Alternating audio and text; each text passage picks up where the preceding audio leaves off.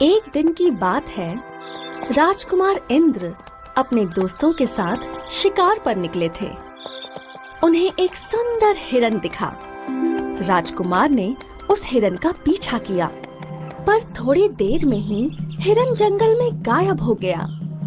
निराश होकर राजकुमार इंद्र लौट रहे थे, तभी उन्हें कुछ आवाजें सुनाई दी।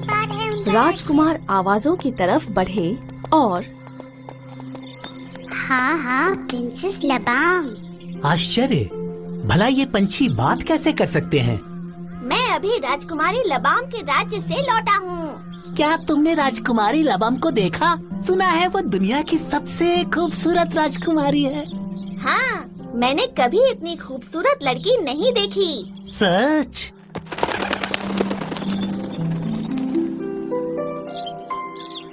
रुको रुको, मुझे बताओ, ये राजकुमारी लबाम कहाँ रहती हैं? अब तक सभी पक्षी उड़ गए और राजकुमार इंद्र निराश हो गए। राजकुमार इंद्र अपने राजमहल लौट आए।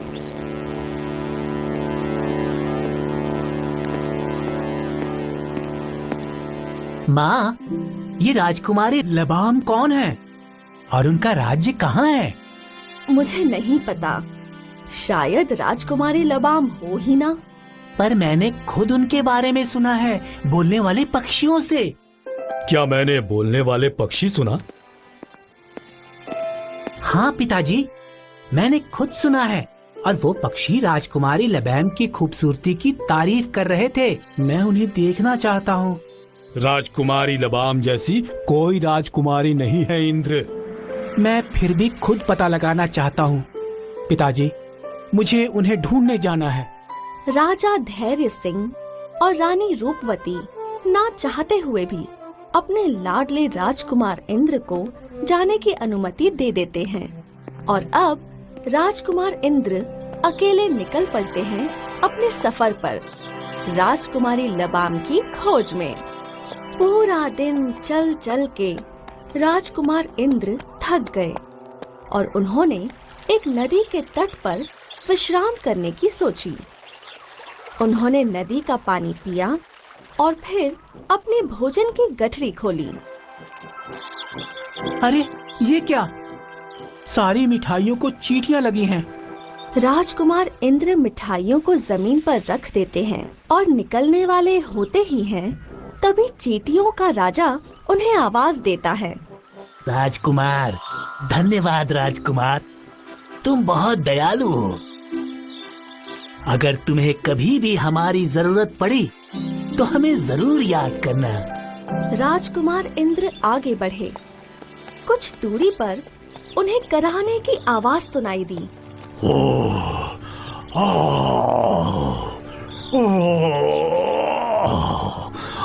वहाँ एक शेर दर्द के मारे कराह रहा था।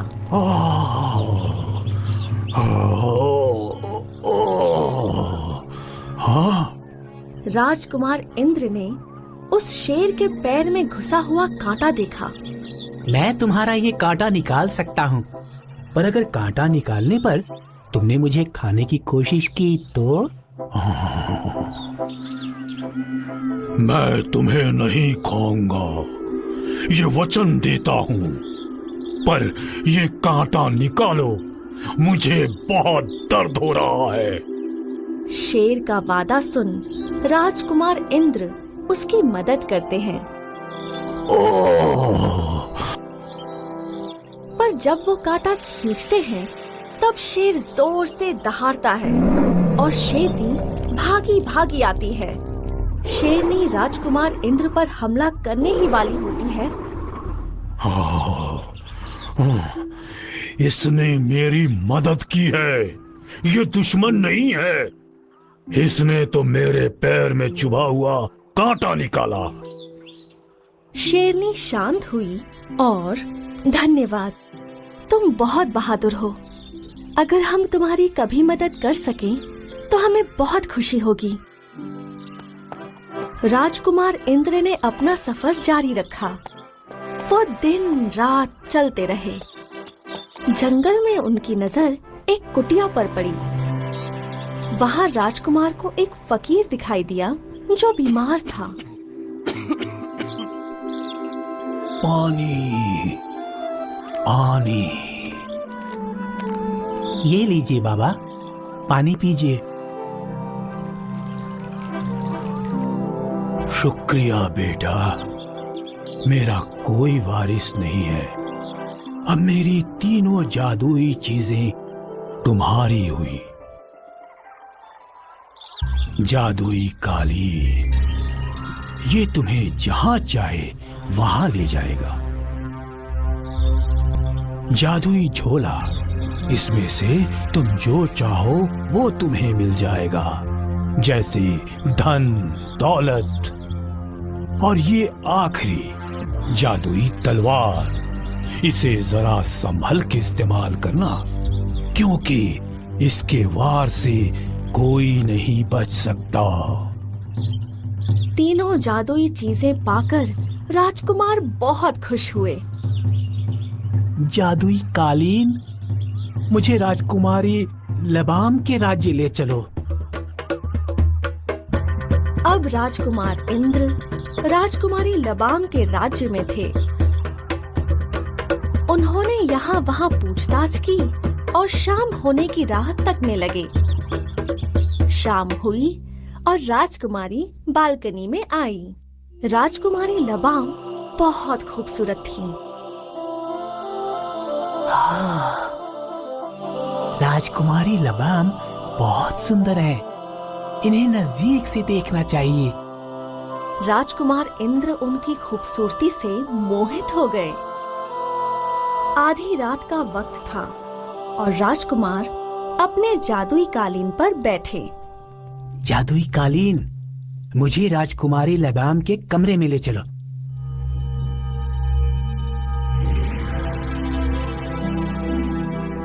राजकुमारी अपने कमरे में सो रही थी।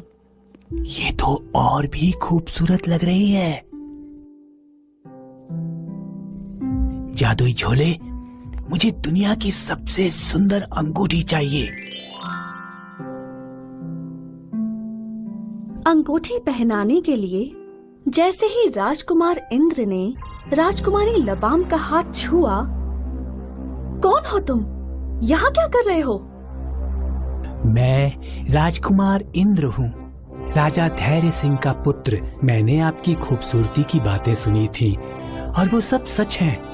मैं आपसे शादी करना चाहता हूँ। आप शादी के विषय में पिताजी से बात कीजिए। राजकुमारी वहाँ से शर्मा कर चली जाती है। प्रणाम, मैं राजकुमार इंद्र हूँ, राजा धैर्य सिंह का पुत्र। मैं आपकी पुत्री राजकुमारी लबाम से शादी करना चाहता हूँ। मेरी पुत्री से शादी करने के लिए मेरी 3 शर्तें पूरी करनी होंगी। क्या तुम्हें ये मंजूर है? हाँ राजा जी, मंजूर है।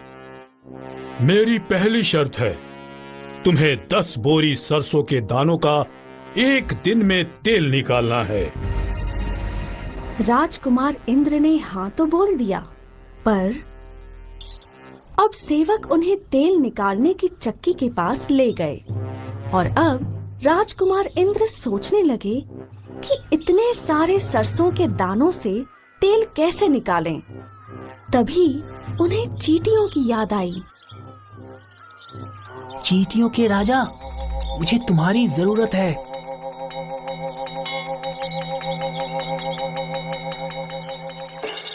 बोलिए राजकुमार, हम आपकी क्या मदद करें? मुझे इन सारे सरसों के दानों का तेल निकालना है। ये काम हम कर देंगे, आप आराम कीजिए। मेहनती चींटियां बड़ी फुर्ती से सरसों का तेल निकालने लगीं और कुछ ही घंटों में सारे सरसों के दानों का तेल निकल गया।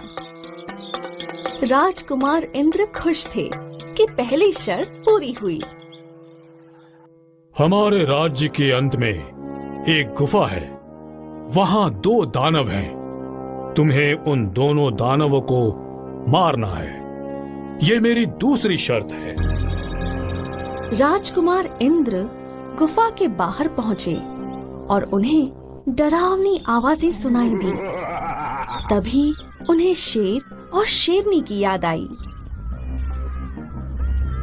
शेर और शेरनी, मुझे तुम्हारी मदद की जरूरत है।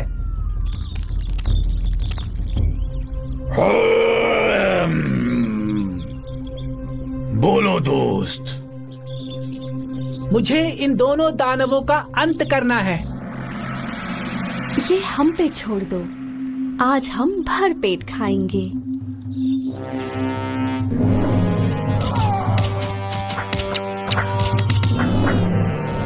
शेर और शेरनी दानवों को मार देते हैं और दूसरी शर्त पूरी हो गई। मेरी तीसरी और आखिरी शर्त, ये जो पेड़ है इसे तुम्हें ज्यादा से ज्यादा 2 वार में काटना है। अब राजकुमार को फकीर की बात याद आई और राजकुमार ने जादुई तलवार निकाली। सिर्फ एक वार में पेड़ के 2 टुकड़े हो गए। बहुत खूब, तुमने राजकुमारी लबाम को जीत लिया। राजकुमार इंद्र और राजकुमारी लबाम की शादी बहुत धूमधाम से हुई और अब राजकुमार इंद्र ने राजकुमारी लबाम के साथ साथ उस राज्य को भी जीता। वो राजा बन गए और राजा इंद्र ने हमेशा अपनी प्रजा को खुश रखा।